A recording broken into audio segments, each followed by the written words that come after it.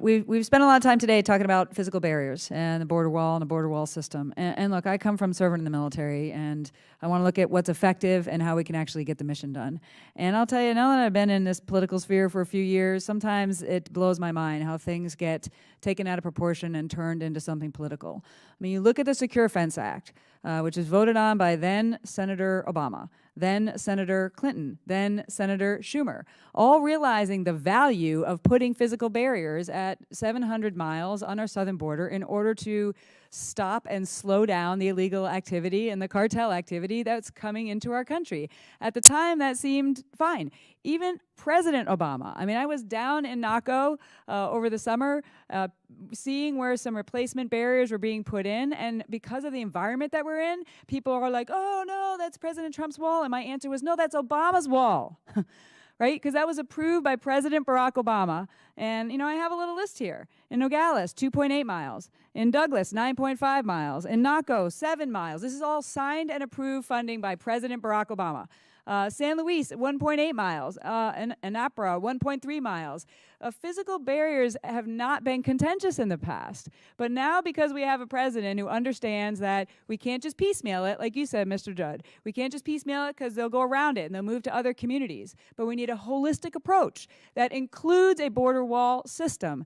That previously was not contentious. But because of the environment that we're in, and there is this massive resistance to literally everything he does, we're now, everybody's against that too. They're against the things that they were previously for. I don't get it. For communities like mine, some of what the Secure Fence Act included was Normandy barriers, which are very short, a couple feet high, intended for vehicles, but you can walk right over them.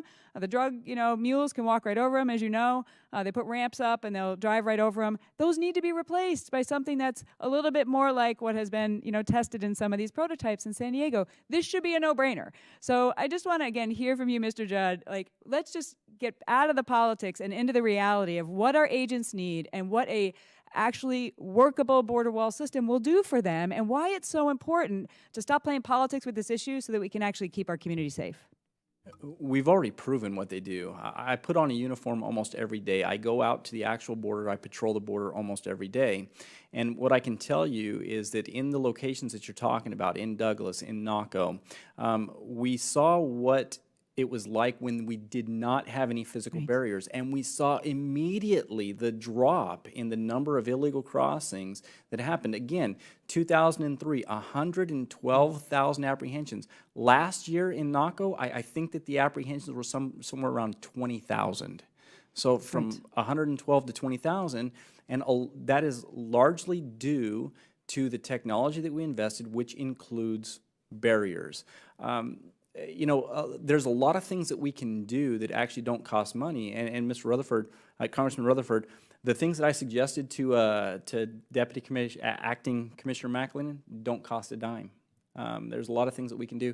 Don't mean to take your time, but after my sophomore year of college, I worked in Phoenix doing concrete for Temcon Concrete. I can tell you that I was only getting paid $7.50 an hour, but when I left the work site, I was able to look back and see what I accomplished, and it felt good. And our agents want to feel good about what they do. They want to feel good about their job, and when they feel like they're doing something that means something, they're going to stick with that job as well.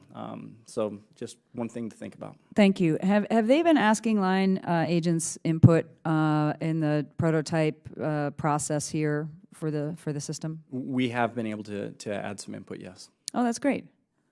So do you have any idea, have you heard what the timeline is for any of that feedback to be given back to all of you and all of us? No, but one of the things that President Trump said in California that I appreciated was that he said that we need to be able to see through those fencing to see the threats that are coming up. Otherwise, you don't know what's taking place on the other side of the wall. That is something that we have been advocating for forever, and President Trump listened. He's actually listening to the experts that are on the border every day, and he's implementing those, what we're recommending to him, and it's allowing us to be a lot more effective on the border. Great, thank you. And last question, Mr. Judd. In my opening statement, I talked about these loopholes, these policy loopholes, and many people may not understand what I'm talking about, but even if we were to perfectly secure our border, with everything that you all need in order to make that happen. Because of these policy loopholes, we have individuals that are seeking out the Border Patrol. They are looking for them. They are not evading them in order to find you and to turn themselves into you. And the cartels have trained them to say exactly what they need to say in order to then be released into the interior of the United States with a hearing for a likely false asylum claim, for example, years in the future because of the backlog, never to be seen again. So like as we speak, this is happening every single day. So even if we were to do all this on border security, it's so important for us to appropriately close these loopholes while we still ensure that those with legitimate asylum claims get their day in court, which are being lost in the shuffle of all these false ones, plus the unaccompanied minor policy that is bogging down the system. So can you just share and make sure that, I want to make sure that America can hear from you as to what these loopholes are doing and why they need to be closed. We call it the catch and release policy.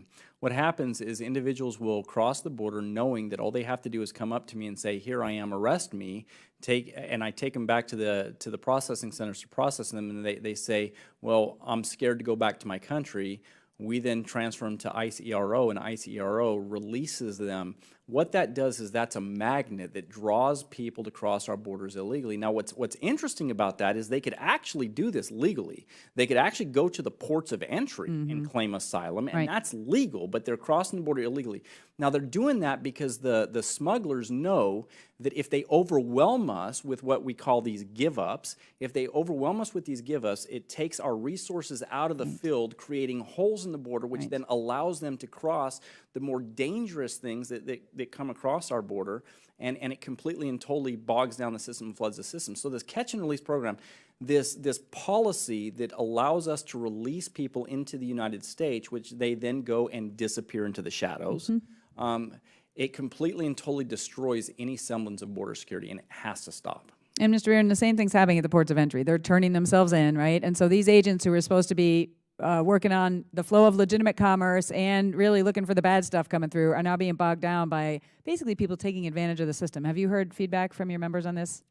I've heard some feedback on it. Not, I'm sure, as much as Mr. Judd experiences it, but I have heard something to that effect. Great. I appreciate it. Well.